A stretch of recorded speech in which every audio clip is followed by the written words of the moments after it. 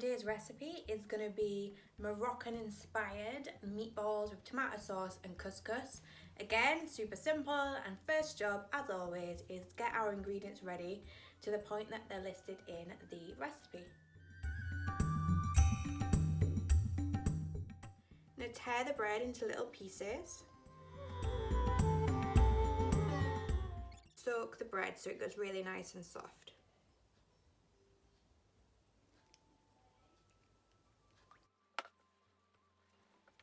We're going to add dried apricots to our meatballs to give them a little fruity flavour.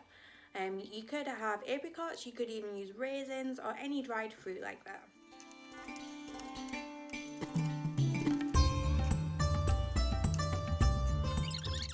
Make a little pile of your dried apricots.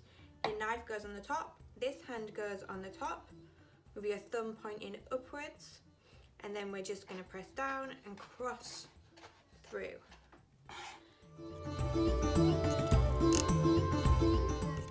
So we've now got our garlic to prepare. We've got 2 cloves if you've got a recipe kit. 1 clove is for our meatballs and 1 is for our sauce.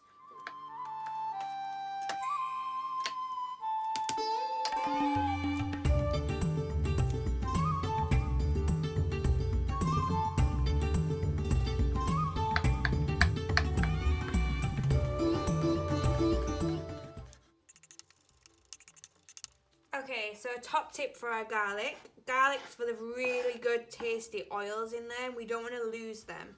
So what we're going to do is add a little bit of salt to help absorb those oils so it doesn't all stick to the board. And then we're going to get this really fine by doing our cross chop.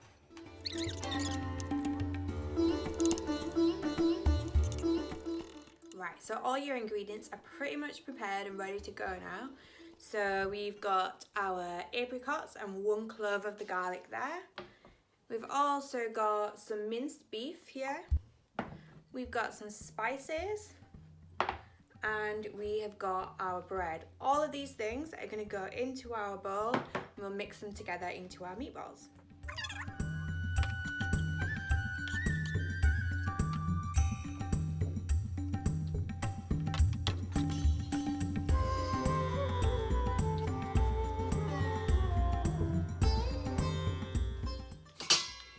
Also, a little bit of salt and lots of black pepper.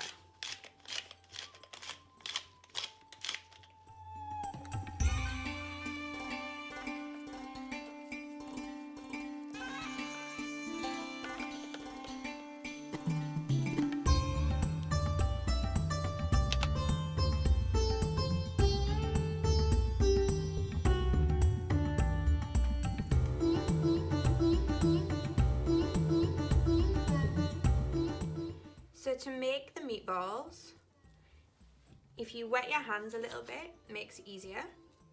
We'll pull off a little bit of the mince, squash it so it all comes together, and then roll it and cup your hands a little bit and it will roll into a nice round ball.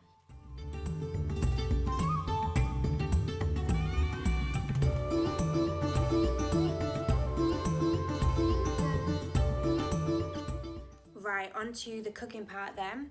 So you should have your meatballs here. I've got 9 meatballs here, and if you're not sure what size to make them, I have weighed one of mine and each one should be about 30 grams. So we'll get on with cooking. My top tip with the meatballs is each one just flatten slightly.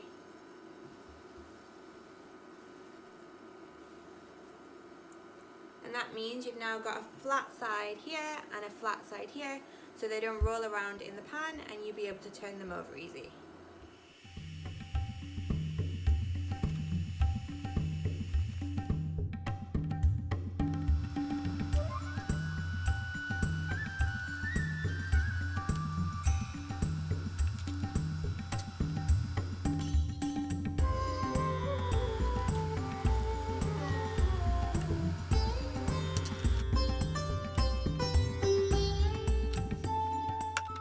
Okay, so our meatballs are browned on both sides. We're not worried too much that they're pink in the middle a little bit because they're going to go back into the pan as well. But first we need to make our sauce. Today, all we're going to do today is we're going to use 1 clove of garlic and a tin of tomatoes. We'll reduce them down and we'll put the meatballs back in.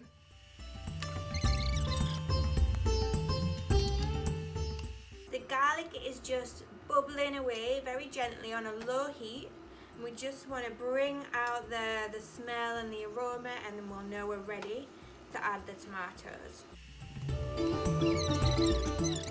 And we'll just let that simmer really gently for a couple of minutes.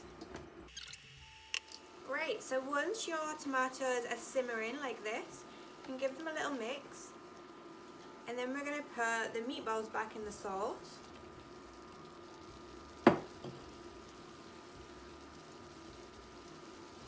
We want to push the sauce all around the meatballs. And turn the heat down to low and then cover your pan to keep all the moisture in. If you've got a lid, great. If you don't, you could use a piece of foil or a plate.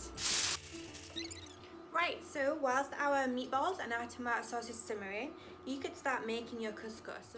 So you've got 100 grams of couscous here. We've got a kettle which is just boiled, and we're going to cover the couscous with boiling water to about 1 centimetre above the height of the couscous.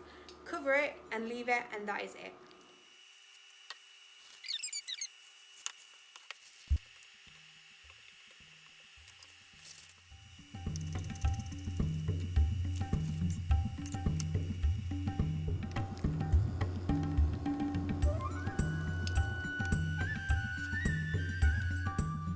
You can see that I've added a little bit of fresh chopped herbs that I had left over in the fridge. Completely optional. If you've got some, great. If you don't worry. Finishing off, we've got our couscous, which has been in this bowl for about 6-7 minutes. It's absorbed all of the liquid. So you can just use your fork and fluff it up. A little squeeze of lemon. I've got some more herbs, so I'll add a few in there.